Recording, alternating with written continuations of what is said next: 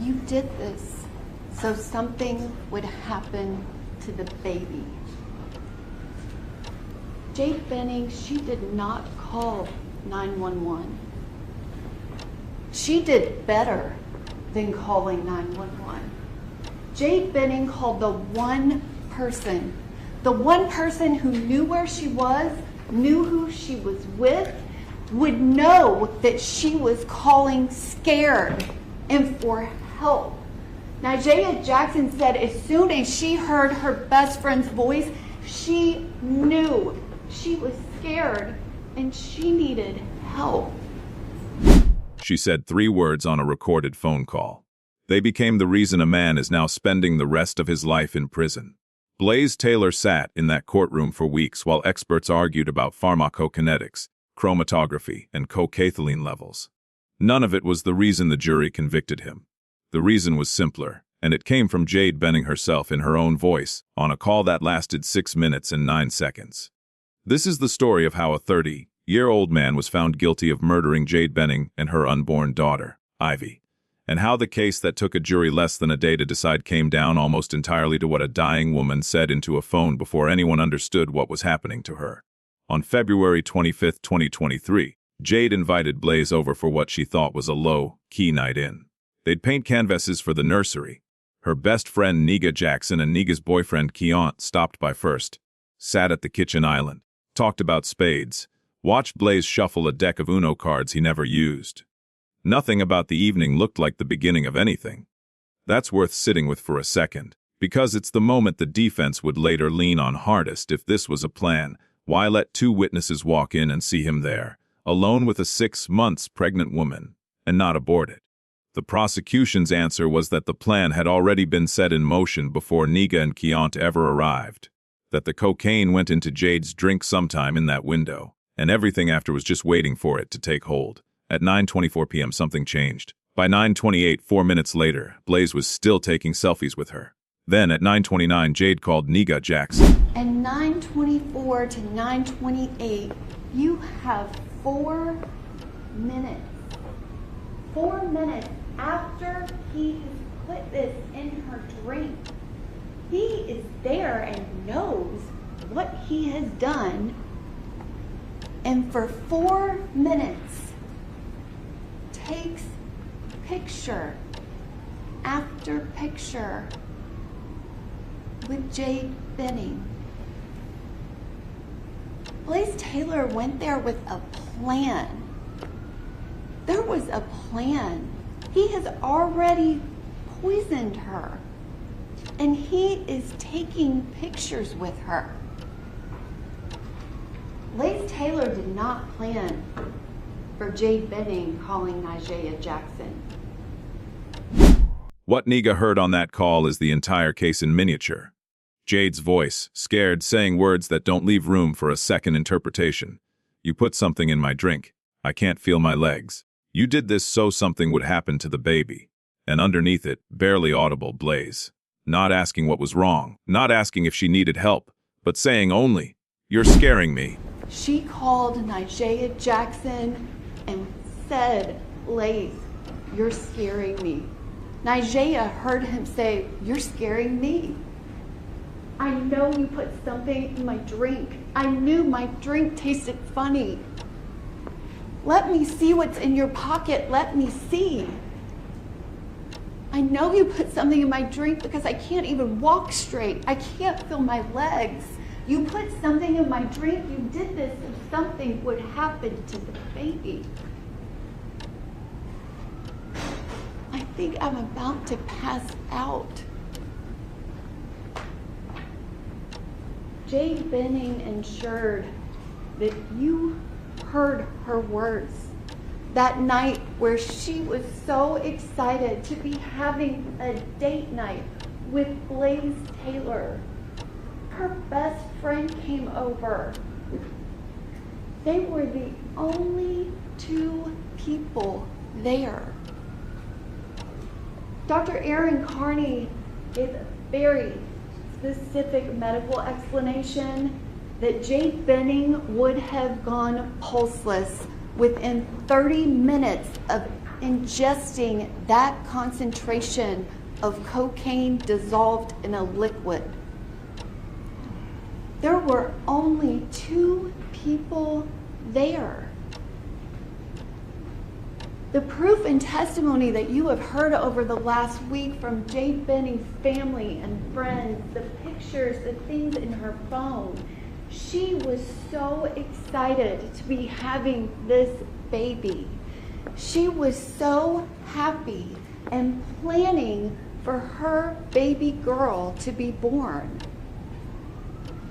I submit to you that it does not matter how many questions were asked about fentanyl or cocoethylene.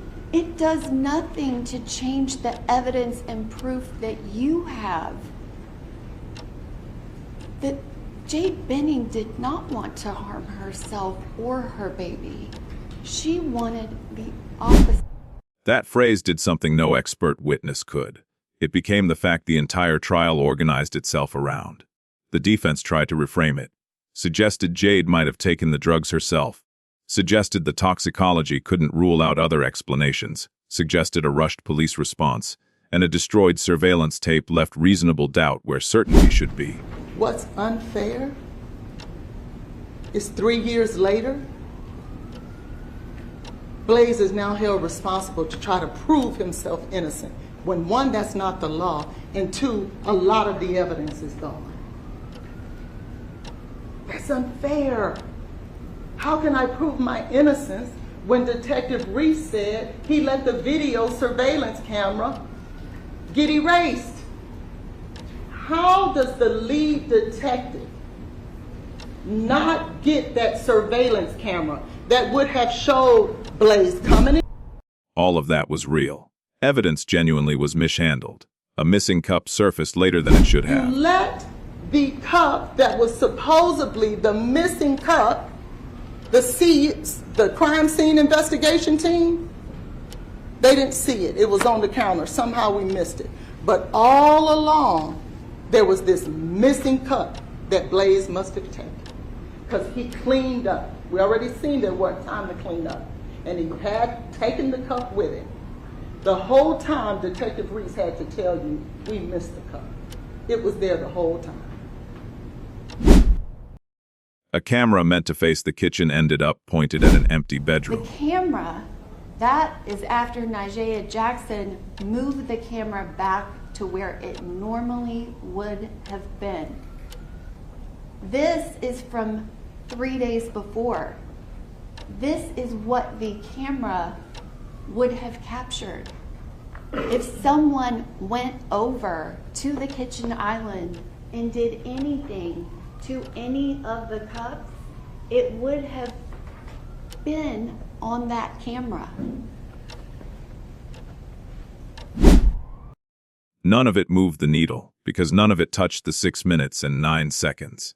In that window, according to testimony, Blaze never once asked what was wrong with her. He is there and he is not saying anything to her.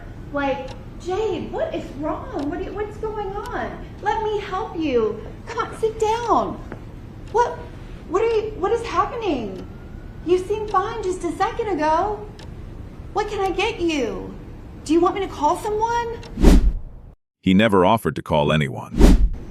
He stood there for 6 minutes and 9 seconds knowing that he put cocaine in her drink and she drank it. Well, she said these things to him of, I know you did this. Stood there for 6 minutes and 9 seconds and did nothing to help her. When Jade eventually reached her friend a second time, he already knew help was coming, before anyone had told him. Blaze Taylor is telling the 911 operator that one of Jade's friends is on the way. He hasn't spoken to Niga Jackson yet, but he already knows she's on the way. I submit to you that call to 911 by Blaze Taylor is because Jade messed up the plan. And when he finally dialed 911, It was nearly 9 minutes after the first call had ended, and 30 seconds of that gap went to a call to his father, not to her. He doesn't call 911 immediately to get her help. He waits 2 minutes and 37 seconds. And then he calls his dad, which that's a 30-second phone call. There was no testimony as to whether or not that call even got answered. It's 3 minutes and 28 seconds after that call with Niga ends before he calls 911.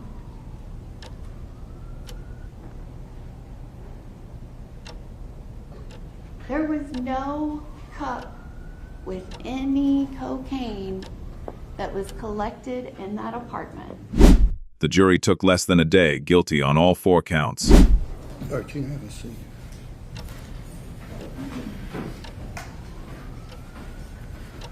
All right, ladies and gentlemen of the jury, the court just,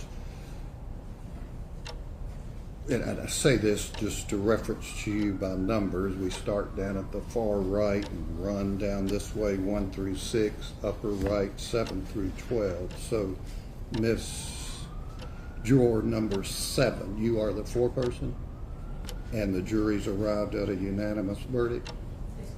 All right, if you would, please, ma'am, stand and announce that verdict on behalf of the jury.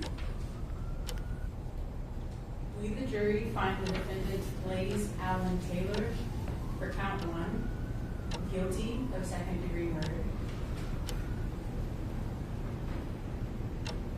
For count 2, guilty of first-degree premeditated murder. For count 3, guilty of first-degree felony murder during the commission of a felony.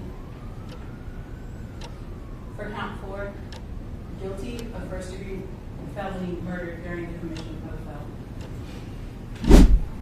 First-degree premeditated murder, felony murder, both for Jade and for the daughter she never got to meet. In the sentencing phase that followed, his own mother took the stand and described an honor roll son, a college graduate, a nonprofit founder who mentored kids at an alternative school. Yes. He's the best son I could ever ask for.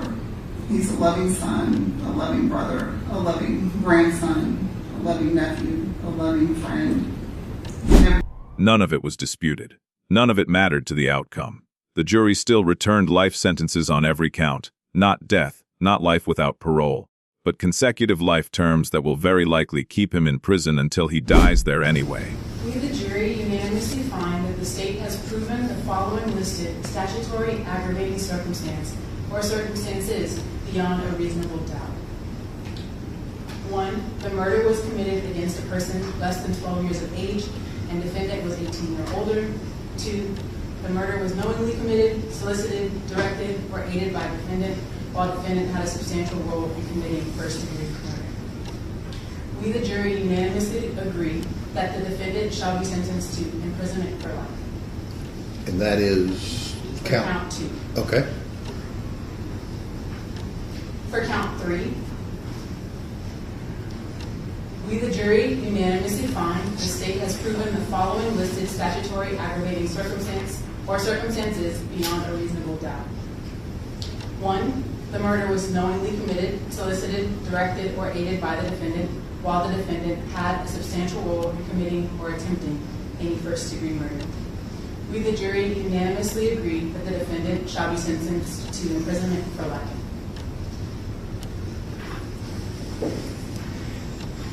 And for count 4, we, the jury, unanimously find that the state has proven the following listed statutory aggravating circumstance or circumstances beyond a reasonable doubt.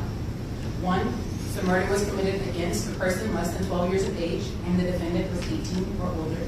2, the murder was knowingly committed, solicited, directed, or aided by the defendant while the defendant had a substantial role in committing any first-degree murder. We, the jury, unanimously agree that the defendant shall be sentenced to imprisonment for life.